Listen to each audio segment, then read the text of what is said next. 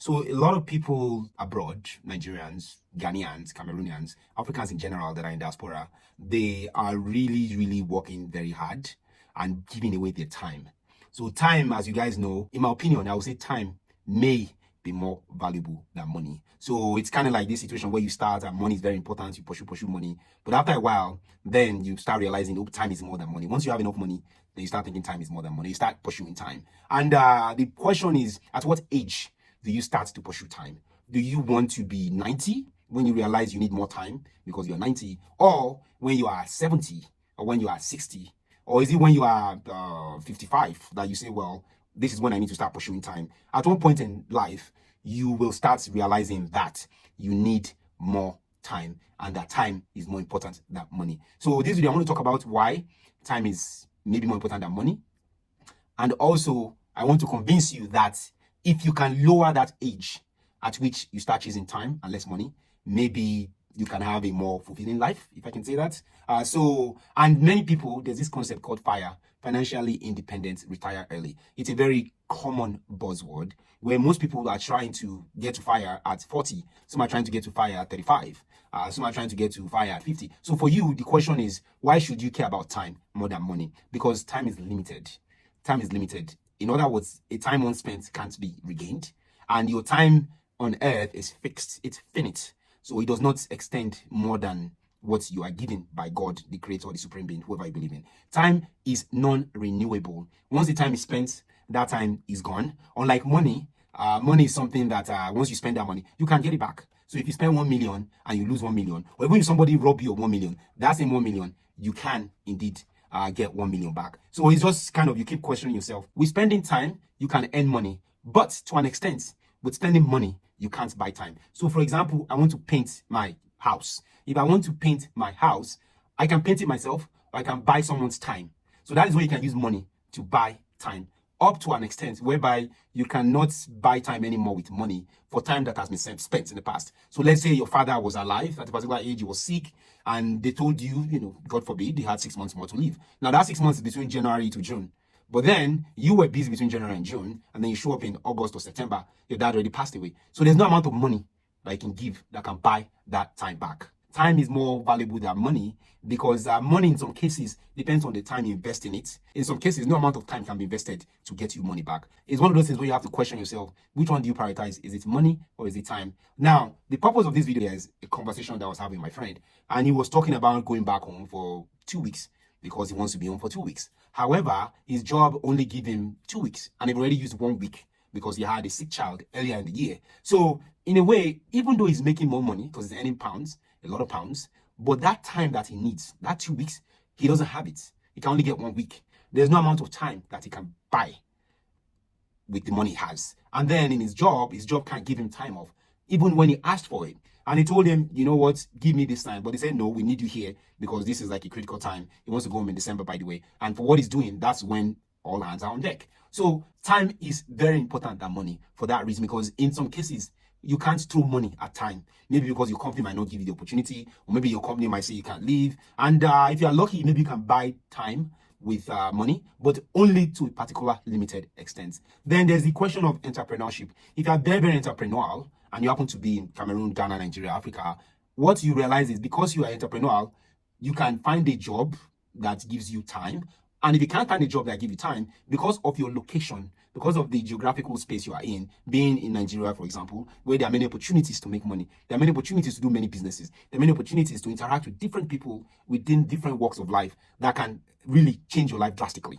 So because of this situation where you have so many unlimited opportunities, I understand there's insecurity concerns, I understand the government is bad, I understand there's corruption, but if you set all of that aside, you can be able to do more with the time that you have versus this, my friend, who's here in a way trapped and stuck in the UK, and he might be in the UK for who knows, maybe till he's 60 or 65 or 70, however long he chooses to be doing this job that is making a lot of money. But when you get all this money from this job, then you want to leave, but you're not able to have a decent life because you've given away all your youth and you're giving away all your energy for this company. So in consideration of wealth accumulation and when describing wealth achievement, you find that people that have more time can do more in terms of wealth. They can get more opportunities to be pursued.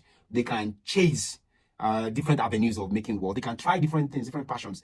I understand, the things, I understand times might be hard situations might be difficult, things might be difficult, but we need to realize that in the pursuit of wealth, in the pursuit of achieving prosperity, in the pursuit of achieving big things, sometimes you might want to focus on jobs that will give you more time. Because if there's A and B here, A works for company A, B works for company B, and both of them were given the same amount of work span, maybe 40 years or 20 years or 25 years, however long they work for, and one of them had work for just 10 hours a day, and one of them works 10 hours a week, and the other one works 60 hours a week, you realize that the one that works 10 hours a week, if they were entrepreneurial, could do more and could make more, even though they might be making less than the one here who is making triple or double of what this guy is making. So point is, time is something that is more important than money. And in some cases, you have to find jobs that will give you more time. Because with time, you can be individualistic. If that's what you are into, now there's some people that say, well, I'm not into that. I like my 9-to-5 job. I don't like all the stress. I want the peace of mind.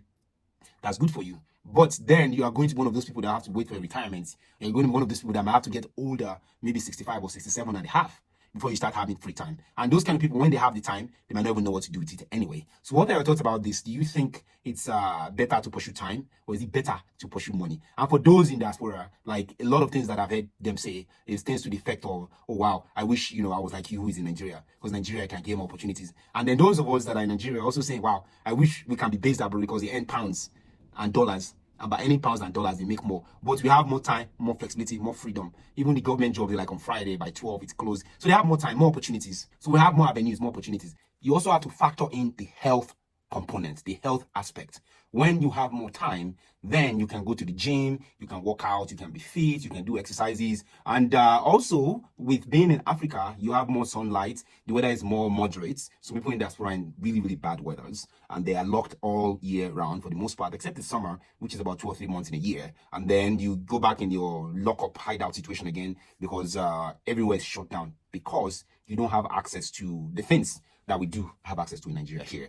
More so with regards to things like the family, your mental health, your friends, the social networks that you build in Nigeria. Those social networks are much more stronger. Those social networks makes you feel more part of a community, which is good for your mental health. You can meet more people, you can interact with more people. You're not just in this society that is boring. Like, you don't talk to your neighbors, you don't talk to your friends because you guys are working different schedules. So all those are also health factors that you have to consider. And I'm not saying move to abroad now because things are difficult. And even those that jackpot are now jackpot dying, or those that jackpot are jackpotting back again. Like, it's really difficult here. But just as a point of consideration, you have to consider the fact that here in Nigeria, you tend to have more time. As long as you're the person that can utilize that time most effectively. You can meet people that can change your life. You can meet people that can give you government contracts. You can meet people that can allow you to build your business. And then you can maybe even buy land or do real estate. There are a lot of things that you can do if you have more time, or if you're here. But if you're back home, people go back home, they spend 20 years, they don't come back here. Some people spend 30 years, they don't come back here. Some people go away and they even lost their passports. And their children don't even know the way back home. So those are things you have to consider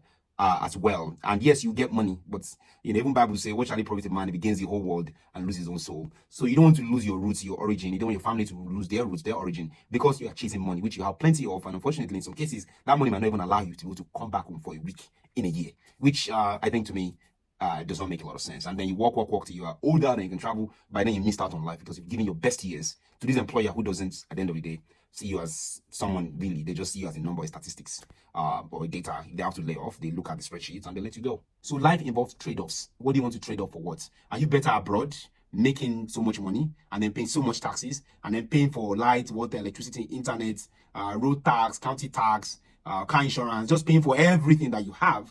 At the end of the day, the amount you are left with, if you look at it, are you better off if you were back here in Nigeria? And if you are here in Nigeria, then you need to look at it as, okay, I'm here in Nigeria. Am I the one that have those access to the opportunities? Do I have the connections? Do I have the networks? And am I okay with the insecurity situation, with the bad government and the corruption? So which one do you guys prefer? Let me know in the comment below. Thank you for watching, and I'll see you in the next video. Bye, guys.